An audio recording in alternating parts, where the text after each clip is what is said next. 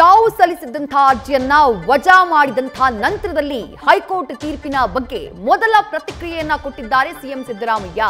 ಈ ಬಗ್ಗೆ ನಾನು ಯಾವುದೇ ತನಿಖೆಗೆ ಹಿಂಜರಿಯುವುದಿಲ್ಲ ಅಂತ ಹೇಳಿ ಸಿದ್ದರಾಮಯ್ಯ ಹೇಳಿದ್ದಾರೆ.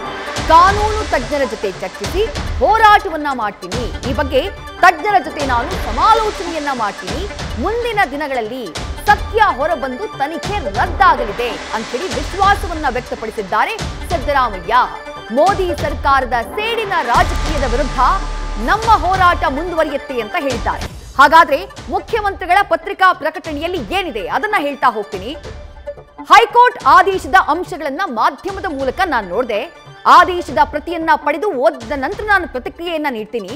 ನ್ಯಾಯಾಲಯ ಸೆಕ್ಷನ್ 218ರ ಅಡಿ ರಾಜ್ಯಪಾಲರು ನೀಡಿದಂತಹ ಅಭಿಯೋಜನೆಯನ್ನ ರಾಜ್ಯಪಾಲರ ಆದೇಶದ ಸೆಕ್ಷನ್ 17ಎಗೆ ಮಾತ್ರ ನ್ಯಾಯಮೂರ್ತಿಗಳು ಅದನ್ನ ಸೀಮಿತಗೊಳಿಸಿದ್ದಾರೆ. ನಾನು ಯಾವುದೇ ತನಿಖೆಗೆ ಹಿಂಜರಿಯುವುದಿಲ್ಲ. ಕಾನೂನು ಅಡಿ ಅಂತಹ ತನಿಖೆಗೆ ಅವಕಾಶ ಇದೆಯೋ ಇಲ್ವೋ ಎಂಬ ಬಗ್ಗೆ ತಜ್ಞರ ಜೊತೆ ನಾನು ಚರ್ಚೆ ಮಾಡಿ ನಿರ್ಧರಿಸ್ತೀನಿ. ದೂರುದಾರ ತನ್ನ ದೂರಿನಲ್ಲಿ ಸೆಕ್ಷನ್ 218 BNS 17A ಮತ್ತು 19 ಸೆಕ್ಷನ್ 19 PC ಕಾಯ್ದೆ ಅದರ ಪ್ರಕಾರ ತನಿಖೆ ಹಾಗೆ ಪ್ರಾಸಿಕ್ಯೂಷನ್ಗೆ ಅನುಮತಿ ಕೇಳಿದ್ರು. ಆದರೆ ರಾಜ್ಯಪಾಲರು ಪ್ರಾಥಮಿಕ ಹಂತದಲ್ಲಿ PC ಕಾಯ್ದೆಯ 19ನೇ ಸೆಕ್ಷನ್ ಪ್ರಕಾರ ಕೇಳಿದ್ದಂತಹ ಅಭಿಯೋಜನಾ ಅನುಮತಿಯನ್ನ ನಿರಾಕರಿಸಿದ್ರು. ಈ ದಿನ ಘನ ನ್ಯಾಯಾಲಯ ರಾಜ್ಯಪಾಲರು 218 BNSನ 218ನೇ ಸೆಕ್ಷನ್ ಪ್ರಕಾರ ನೀಡಿರುವ ಅಭಿಯೋಜನಾ ಅನುಮತಿಯನ್ನ ಸ್ಪಷ್ಟವಾಗಿ ತಳ್ಳಿ ಹಾಕಿದೆ. ಬಟ್ ಮುಂದಿನ ದಿನಗಳಲ್ಲಿ ಸತ್ಯ ಹೊರಬಂದು 17A ಅಡಿ ನೀಡಿರುವಂತಹ ತನಿಖೆ ರದ್ದಾಗಲಿದೆ ಎಂಬ ದೃಢ ವಿಶ್ವಾಸ ನನಗಿದೆ ಅಂತ ಹೇಳಿ ಪತ್ರಿಕಾ ಪ್ರಕಟಣೆಯಲ್ಲಿ ಸಿಎಂ ತಿಳಿಸಿದ್ದಾರೆ. ಈ ರಾಜಕೀಯ ಹೋರಾಟದಲ್ಲಿ ರಾಜ್ಯದ ಜನ ನನ್ನ ಬೆನ್ನ ಹಿಂದೆ ಇದ್ದಾರೆ. ಅವರ ಆಶೀರ್ವಾದವೇ ನನಗೆ ಶ್ರೀರಕ್ಷೆ. ಕಾನೂನು ಮತ್ತು ಸಂವಿಧಾನದಲ್ಲಿ ನನಗೆ ನಂಬಿಕೆ ಇದೆ. ಈ ಹೋರಾಟದಲ್ಲಿ ಅಂತಿಮವಾಗಿ ಸತ್ಯಕ್ಕೆ ಜಯ ಸಿಗಲಿದೆ. ಇದು ನರೇಂದ್ರ ಮೋದಿ ನೇತೃತ್ವದ ಬಿಜೆಪಿ ಸರ್ಕಾರದ ಸೇಡಿನ ರಾಜಕೀಯದ ವಿರುದ್ಧದ ಹೋರಾಟ. ಸಿಎಂ ಸಿದ್ದರಾಮಯ್ಯ ತಮ್ಮ ಪತ್ರಿಕಾ ಪ್ರಕಟಣೆಯಲ್ಲಿ ಉಲ್ಲೇಖ ಮಾಡಿರುವಂತಹ ಅಂಶ ಇದು.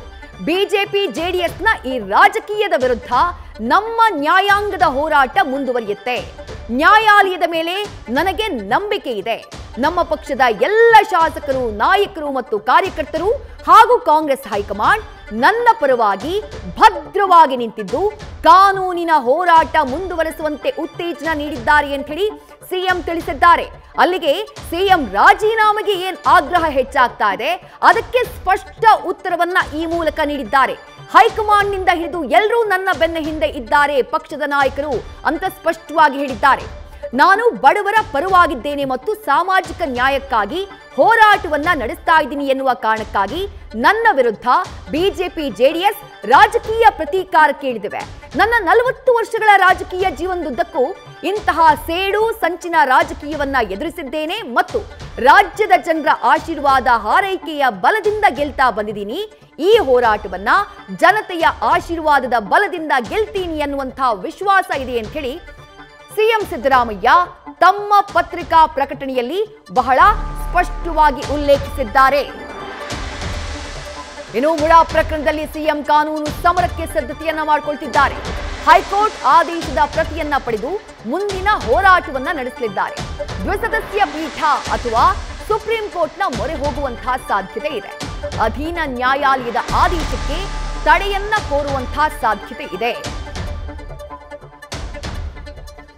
ಸಿಎಂ ಮುಂದಿರುವಂತಹ ಆಯ್ಕೆಗಳೇನು? ಮೊದಲ ಆಯ್ಕೆ ಹೈಕೋರ್ಟ್ನಿಂದ ಆದೇಶದ ಪ್ರತಿಯನ್ನ ಪಡೆಯಬೇಕು. 2:30ರ ಸುಮಾರಿಗೆ ಆ ಆದೇಶದ ಪ್ರತಿ ಲಭ್ಯ ಆಗುತ್ತೆ. ಅದನ್ನ ಪ್ರಶ್ನಿಸಿ ವಿಭಾಗೀಯ ಪೀಠಕ್ಕೆ ಅರ್ಜಿಯನ್ನ ಸಲ್ಲಿಸಬಹುದು. ಈಗ ತೀರ್ಪನ್ನ ಕೊಟ್ಟಿರೋದು ಹೈಕೋರ್ಟ್ನ ಏಕಸದಸ್ಯ ಪೀಠ. ಒಬ್ಬ ನ್ಯಾಯಮೂರ್ತಿಗಳು ಇದ್ದಂತಹ ಪೀಠ. ವಿಭಾಗೀಯ ಪೀಠಕ್ಕೆ ಹೋಗಬಹುದು, ಡಬಲ್ ಬೆಂಚ್ಗೆ ಹೋಗಬಹುದು ಅಥವಾ ಫುಲ್ ಬೆಂಚ್ಗೆ ಅರ್ಜಿಯನ್ನ ಸಲ್ಲಿಸಬಹುದು. ಅಥವಾ ಸುಪ್ರೀಂ ಕೋರ್ಟ್ಗೂ ಕೂಡ ಅರ್ಜಿಯನ್ನ ಸಲ್ಲಿಸುವುದಕ್ಕೆ ಸಿದ್ದರಾಮಯ್ಯ ಅವರಿಗೆ ಅವಕಾಶ ಇದೆ. ಹೈಕೋರ್ಟ್ ಏಕಸದಸ್ಯ ಪೀಠದ ಆದೇಶಕ್ಕೆ ತಡೆಯನ್ನ ಕೋರಬಹುದು.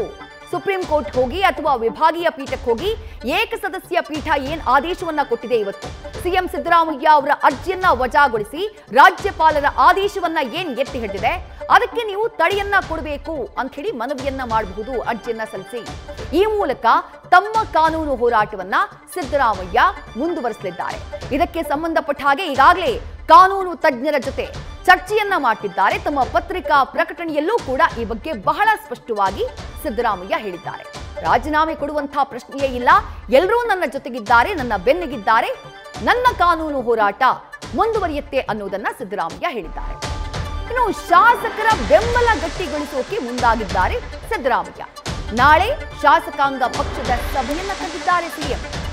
ವಿಧಾನಸೌಧದ ಸಮ್ಮೇಳನ ಸಭಾಂಗಣದಲ್ಲಿ ನಾಳೆ ಸಭೆ ನಿಗದಿಯಾಗಿದೆ. ವಿಪಕ್ಷಗಳ ವಿರುದ್ಧ ಹೋರಾಟದ ಬಗ್ಗೆ ಸಭೆಯಲ್ಲಿ ಚರ್ಚೆಯಾಗಲಿದೆ. ತಮ್ಮ ಬೆನ್ನಿಗೆ ನಿಲ್ಲುವಂತೆ ಶಾಸಕರಿಗೆ ಮನವಿಯನ್ನ ಮಾಡಲಿದ್ದಾರೆ ನಾಳೆ ಮುಖ್ಯಮಂತ್ರಿಗಳು. ಕಾನೂನು ಹಾಗೆ ರಾಜಕೀಯ ಹೋರಾಟದ ಬಗ್ಗೆಯೂ ಕೂಡ ಸಿಎಂ ಚರ್ಚೆಯನ್ನ ಮಾಡಲಿದ್ದಾರೆ. ಈಗಾಗಲೇ ಸಂಪುಟ ಸಭೆಯನ್ನ ನಡೆಸಿದ್ದಾರೆ. ಸಂಪುಟ ಸಭೆಯಲ್ಲಿ ಎಲ್ಲರೂ ಕೂಡ ನಿಮ್ಮ ಜೊತೆಗೆ ನಾವಿರ್ತೀವಿ ಅನ್ನುವಂಥ ಸಂದೇಶವನ್ನ ಮುಖ್ಯಮಂತ್ರಿಗಳಿಗೆ ನೀಡಿದ್ದಾರೆ. ಆದರೆ ಪಕ್ಷದ ಎಲ್ಲ 136 ಶಾಸಕರ ವಿಶ್ವಾಸವನ್ನ ಗಳಿಸಿಕೊಳ್ಳುವುದು ಈ ಸಂದರ್ಭದಲ್ಲಿ ಸಿದ್ದರಾಮಯ್ಯ ಅವರಿಗೆ ಬಹಳ ಮುಖ್ಯ. ಆ ಕಾರಣಕ್ಕಾಗಿಯೇ ನಾಳೆ ವಿಧಾನಸೌಧದ ಸಮ್ಮೇಳನ ಸಭಾಂಗಣದಲ್ಲಿ ಕಾಂಗ್ರೆಸ್ ಶಾಸಕರ ಶಾಸಕಾಂಗ ಪಕ್ಷದ ಸಭೆಯನ್ನ ಕರೆಯಲಾಗಿದೆ. ಆ ಸಭೆಯಲ್ಲಿ ಎಲ್ಲ ಕಾಂಗ್ರೆಸ್ನ ಶಾಸಕರು ಕೂಡ ಭಾಗಿಯಾಗಲಿದ್ದಾರೆ.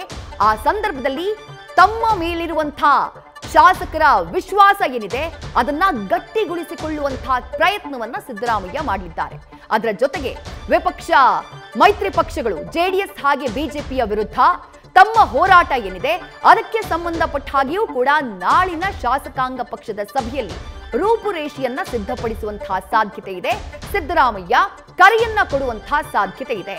ಜೊತೆಗೆ ಕಾನೂನು ಹೋರಾಟಕ್ಕೆ ಸಂಬಂಧಪಟ್ಟ ಹಾಗೆಯೂ ಕೂಡ ಸಲಹೆಯನ್ನ ಪಡೆಯುವಂತಹ ಸಾಧ್ಯತೆ ಇದೆ.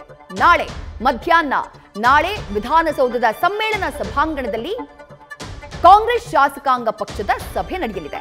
ಈಗಾಗಲೇ ಹಲವು ಕಾಂಗ್ರೆಸ್ನ ನಾಯಕರು ಸಚಿವರು ಮಾತನಾಡಿದ್ದಾರೆ.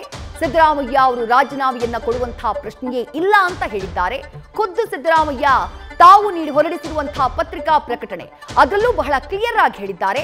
ನನ್ನ ಪಕ್ಷದ ಎಲ್ಲ ಮಂತ್ರಿಗಳು, ಎಲ್ಲ ಶಾಸಕರು ಹಾಗೆಯೇ ಎಲ್ಲ ಹೈಕಮಾಂಡ್ ಕೂಡ ನನ್ನ ಜೊತೆಗಿದೆ ಅನ್ನುವಂತಹ ಸಂದೇಶವನ್ನ ನೀಡಿದ್ದಾರೆ. ರೈಟ್, ಮಹತ್ವದ ಅಪ್ಡೇಟ್ ಲಭ್ಯವಾಗ್ತಾ ಇದೆ. ಕೆಲವೇ ಕ್ಷಣಗಳಲ್ಲಿ ಸಿಎಂ ಸುದ್ದಿಗೋಷ್ಠಿಯನ್ನ ನಡೆಸಲಿದ್ದಾರೆ. ಗೃಹ ಕಚೇರಿ ಕೃಷ್ಣಾದಲ್ಲಿ 3 ಗಂಟೆಗೆ ಸಿಎಂ ಸುದ್ದಿಗೋಷ್ಠಿ ನಿಗದಿಯಾಗಿದೆ. ಹೈಕೋರ್ಟ್ ತೀರ್ಪಿನ ಬೆನ್ನಲ್ಲೇ ಸಿದ್ದರಾಮಯ್ಯ ಸುದ್ದಿಗೋಷ್ಠಿಯನ್ನ ಕರೆದಿದ್ದಾರೆ. ಹೈಕೋರ್ಟ್ನ ತೀರ್ಪಿಗೆ ಸಂಬಂಧಪಟ್ಟ ಹಾಗೆ ತಮ್ಮ ಪ್ರತಿಕ್ರಿಯೆಯನ್ನ ಸಿಎಂ ಸಿದ್ದರಾಮಯ್ಯ ನೀಡಲಿದ್ದಾರೆ. ಮುಂದಿನ ಕಾನೂನು ಹೋರಾಟ ಯಾವ ರೀತಿಯಾಗಿ ಇರುತ್ತೆ, ರಾಜೀನಾಮೆಗೆ ಕೇಳಿ ಬರ್ತಾ ಇರುವಂತಹ ಆಗ್ರಹ, ಈ ಎಲ್ಲ ಪ್ರಶ್ನೆಗಳಿಗೂ ಕೂಡ ಸಿಎಂ ಸಿದ್ದರಾಮಯ್ಯ ಉತ್ತರವನ್ನ ನೀಡುವಂತಹ ಸಾಧ್ಯತೆ ಇದೆ. 3 ಗಂಟೆಗೆ ಸರಿಯಾಗಿ ಸಿದ್ದರಾಮಯ್ಯ ಅವರು ಸುದ್ದಿಗೋಷ್ಠಿಯನ್ನ ನಡೆಸಲಿದ್ದಾರೆ ಅನ್ನುವಂತಹ ಅಪ್ಡೇಟ್ ಲಭ್ಯವಾಗ್ತಾ ಇದೆ. ತಮ್ಮ ಗೃಹ ಕಚೇರಿ ಕೃಷ್ಣಾದಲ್ಲಿ ತುರ್ತು ಮಾಧ್ಯಮ ಗೋಷ್ಠಿಯನ್ನ ಕರೆದಿದ್ದಾರೆ ಸಿಎಂ ಸಿದ್ದರಾಮಯ್ಯ. ಹೈಕೋರ್ಟ್ನಲ್ಲಿ ಬಹಳ ದೊಡ್ಡ ಹಿನ್ನಡೆಯಾಗಿದೆ ಸಿದ್ದರಾಮಯ್ಯ ಅವರಿಗೆ. ರಾಜ್ಯಪಾಲರು ಪ್ರಾಸಿಕ್ಯೂಷನ್ಗೆ ಕೊಟ್ಟಂತಹ ಅನುಮತಿಯನ್ನ ಪ್ರಶ್ನಿಸಿ ಅವರು ಅರ್ಜಿಯನ್ನ ಸಲ್ಲಿಸಿದ್ರು. ಆ ಅರ್ಜಿಯನ್ನ ವಜಾಗೊಳಿಸುವಂತಹ ಕೆಲಸವನ್ನ ಹೈಕೋರ್ಟ್ ಮಾಡಿದೆ. ಈ ಪ್ರಕರಣಕ್ಕೆ ಸಂಬಂಧಪಟ್ಟ ಹಾಗೆ ತನಿಖೆ ಮಾಡಬೇಕು ಅಂತ ಹೇಳಿದೆ. ಹಾಗಾಗಿ ಸಿದ್ದರಾಮಯ್ಯ ಅವರಿಗೆ ಸಂಕಷ್ಟ ಹೆಚ್ಚಾಗಿದೆ.